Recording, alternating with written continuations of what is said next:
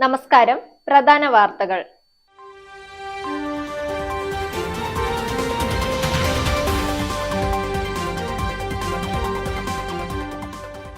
പുതുവത്സര ദിനത്തിൽ പുതുചരിത്രം.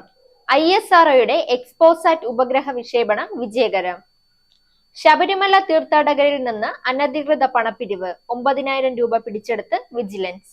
ഏകദിന ക്രിക്കറ്റിൽ നിന്നും ഡേവിഡ് വാർണർ വിരമിച്ചു. വാർത്തകൾ വിശദമായി.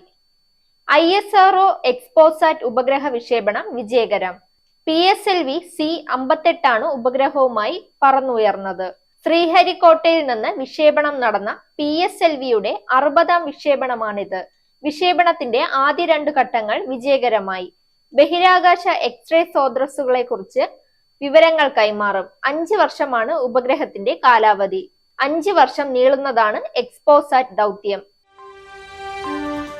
ശബരിമല തീർത്ഥാടകരിൽ നിന്ന് അനധികൃതമായി പിടിച്ചെടുത്ത 9,000 രൂപ വിജിലൻസ് പിടികൂടി. ശബരിമല തീർത്ഥാടകരുമായി അയൽ സംസ്ഥാനങ്ങളിൽ നിന്നെത്തുന്ന വാഹനങ്ങളിൽ നിന്ന് ഉദ്യോഗസ്ഥർ അനധികൃതമായി പണപ്പിരിവ് നടത്തിയിരുന്നതായി വിജിലൻസ് അറിയിച്ചു.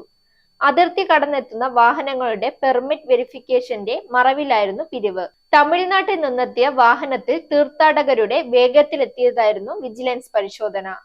ചെക്ക് പോസ്റ്റിൽ ഡ്യൂട്ടിയിലുണ്ടായിരുന്ന ഉദ്യോഗസ്ഥൻ 1000 രൂപ വിജിലൻസ് ഉദ്യോഗസ്ഥനിൽ നിന്ന് വാങ്ങിയതോടെ കൂടുതൽ ഉദ്യോഗസ്ഥർ എത്തുകയും പണം പിടിച്ചെടുക്കുകയുമായിരുന്നു. ഇനി കായിക വാർത്ത.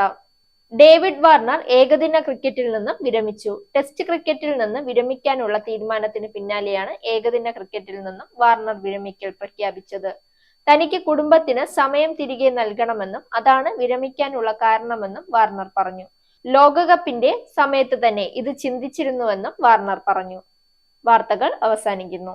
നേരിന്റെ വാർത്തകൾ നിങ്ങളുടെ വിരൽത്തുമ്പിലെത്താനായി സാക് ന്യൂസ് ചാനൽ സബ്സ്ക്രൈബ് ചെയ്തും ഷെയർ ചെയ്തും ഒരു ശരിയായ മാധ്യമ നിലപാടിന് നിൽക്കാൻ ഞങ്ങൾ നിങ്ങളെ ക്ഷണിക്കുന്നു.